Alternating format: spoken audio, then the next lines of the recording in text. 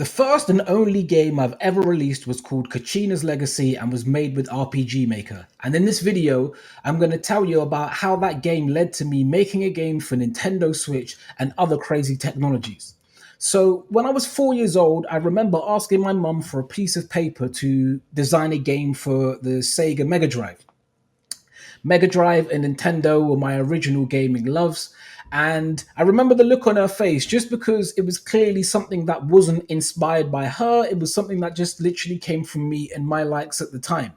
Now, it would be another 10 years before I actually did any physical game design, and that was when I was first introduced to RPG Maker.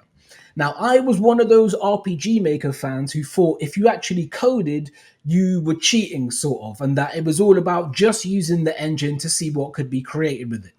At the time, I remember getting to the extent where I understand how variables worked. I made a whole time system, and I made a detective game that lasted over 3 days, where you basically had to figure out how a crime was committed. That was the end of my game design for many, many years, but I still did loads of other creative things, including everything that you see on this channel. So it would go all the way to 2016 ish, 2015 maybe, where the release of MV was announced. And they said that for the first time it was going to be able to export to multiple platforms. And so, considering everything I was doing at the time as it related to comics and storytelling, they got me back in and I started getting back on RPG Maker. And so at that point, they had a very in-depth plugin community. And so though I didn't get into coding, I started getting into all of the plugins and kind of fell in love with adding loads of plugins into the system to be able to have various effects on your game. So when it got to 2016, to be fair, it was just like a really hard year for me. And I was backed into a corner to the point where I just said to myself, look, I might as well just do what I want. What is it that I wanted to do? And I was like, well, my dream is to release a game on Nintendo. Why don't I go back on RPG Maker and try and make a game? And that's exactly what I did. But I didn't want to just make a game. What I wanted to do is turn RPG Maker into the perfect system for me, and that was an action battle system. So an action battle system is effectively a SNES Zelda-like game. That's what it would be for 2D pixels. And ironically, when I saw the GDC talk that Nintendo gave about the Breath of the Wild, if you've seen that, there's a prototype that they've made, which was a 2D pixel version of Zelda, but had the cumulative sort of element physics chemistry system where one thing can affect another. And that 2D system where all the things pile onto each other, that was exactly what I wanted to make. That was the vision that I had for the Indigo action battle system even before I'd seen that GDC talk. But obviously, Nintendo and Zelda was always my inspirations, so it's probably not that coincidental. So, as I started building the system and attempting to create it, I ended up doing it. I actually ended up figuring out a way to turn RPG Maker into the action battle system that I wanted. And so at that point, I kind of internally said, like, wow, okay, I'm actually a game designer. So I started building my games, and in the spaces that I was in my city, I took the creative network that I had and the opportunities that I had and started implementing this. So I gave a talk about how to make games without knowing how to code, and slowly started filtering my way into the technology sphere inside of my city, even though I couldn't code at the time. So when Breath of the Wild was actually released, it added to the feature creeps that was already happening with the game. And at one point, I decided I wanted to put a temperature system inside of my game. And in creating that temperature system, not only did I have to edit the plugins that was being used, but I actually had to edit the main code for RPG Maker. And I basically crossed the threshold where I was like, damn, I can actually code now.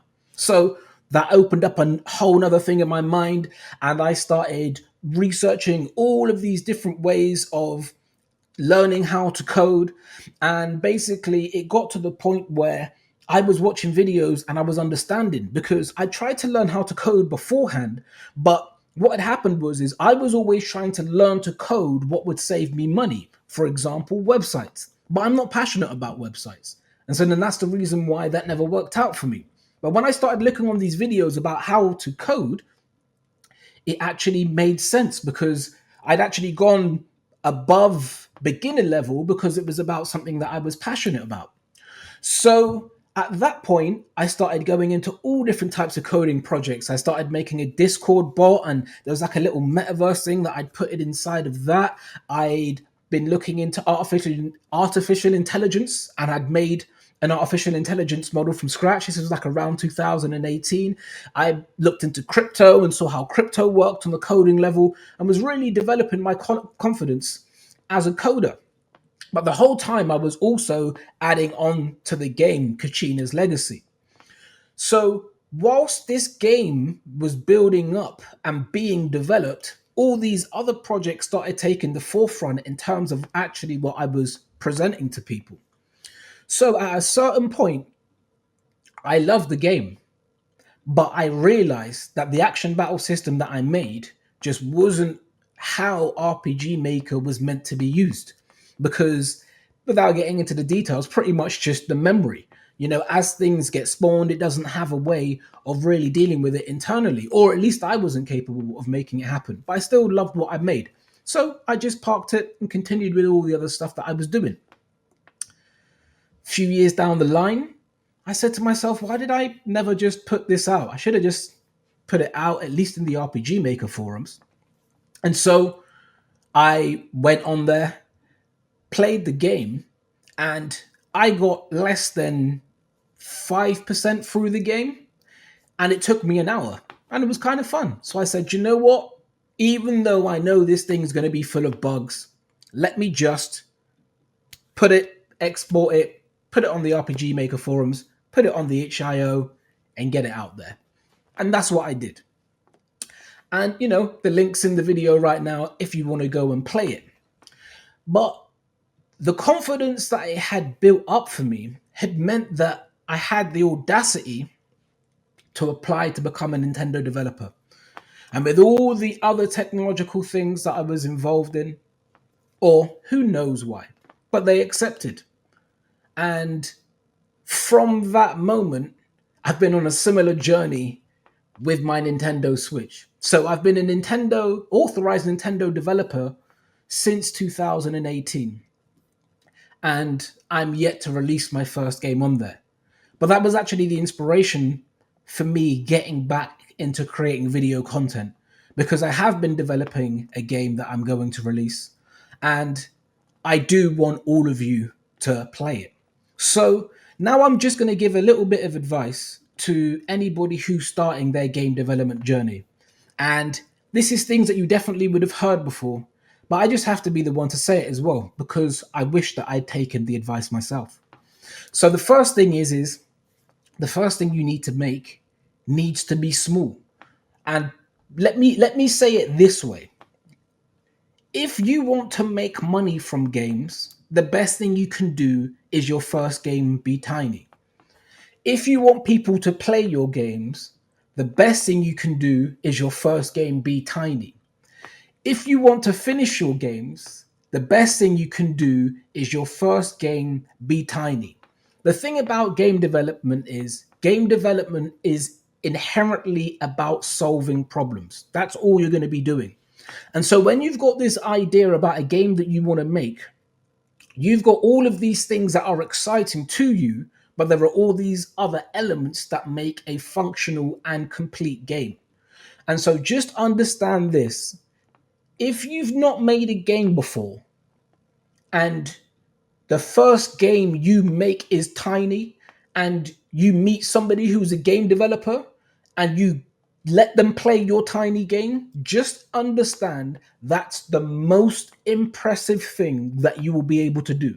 If you've never made a game before and you meet a game developer and you tell them about this big lofty idea, they're not going to look down on you, but they know what you're up against.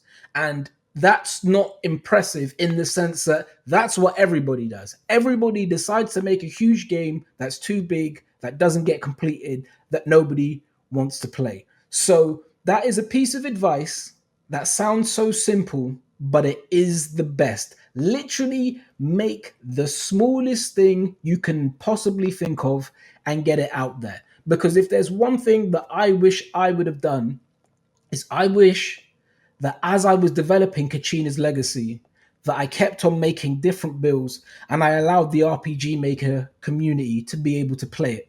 Because it's because of that community that I learned to code. And I wish I would have just been able to filter more back along the timeline as it was going on.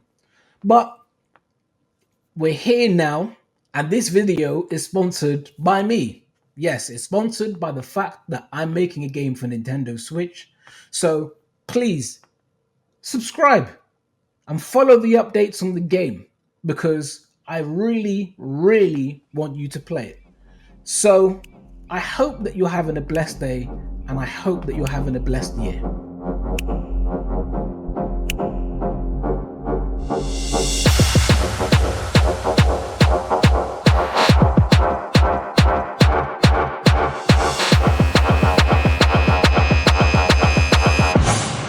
Go, finish, let's go.